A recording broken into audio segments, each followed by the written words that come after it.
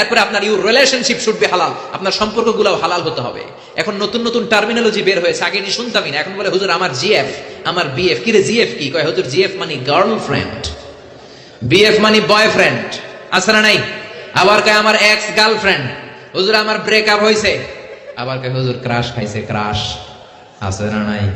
ওই যে পোলাপান হাসে, মুরব্বীরা বুঝে দেয়। আহা, এগুলো করা যাবে?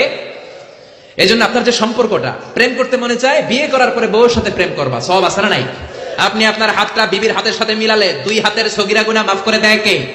আপনার বিবির চেহারার দিকে তাকালে চোখের সগীরা গুনাহ মাফ করে দেয় কে? তুমি সুন্দর তাই চেয়ে থাকি, সে কি মোর অপরাধ?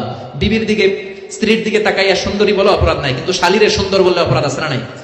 ভাবিরে সুন্দর বললে অপরাধ আছে না নাই? চাচাতো বোন, কাজিনদের দিকে তাকাইয়া সুন্দর বললে অপরাধ আছে না নাই? এজন্য ইউর রিলেশনশিপ শুড বি হালাল। ছেলে মেয়েদেরকে আগে বিয়ে করায় দেন।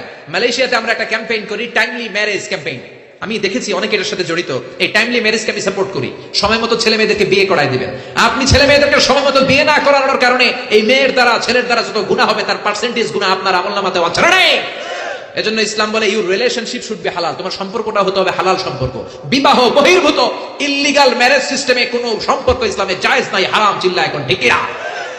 এরপর ইসলাম বলে ইউর এন্টারটেইনমেন্ট শুড বি হালাল। আপনি যে বিনোদন নেবেন, ইসলাম বিনোদনেও বাধা দেয় না, তবে আপনার বিনোদনটা সুস্থ বিনোদন হতে হবে, আপনার বিনোদনটা হালাল বিনোদন হতে হবে। এখন টেলিভিশনের মধ্যে মেয়েদের রেসলিং খেলা আছে না নাই? কোন মুসলমান মেয়েদের রেসলিং খেলা দেখতে পারে নাকি? আবার ক্রিকেট খেলার মাঝখানে ছক্কা মারলে চিয়ার গার্লসরা দুম্মা চলে দুম বলে নাচানাচি শুরু করে, আছে না নাই? যেই খেলার মাঝখানে ছক্কা মারলে উলঙ্গ মেয়েরা নাচে, ওই খেলাও মুসলমানরা দেখতে পারে না। চিল্লা এখন ঠিক না? এই জন্য আমাদের কালচার হবে ইউনিক।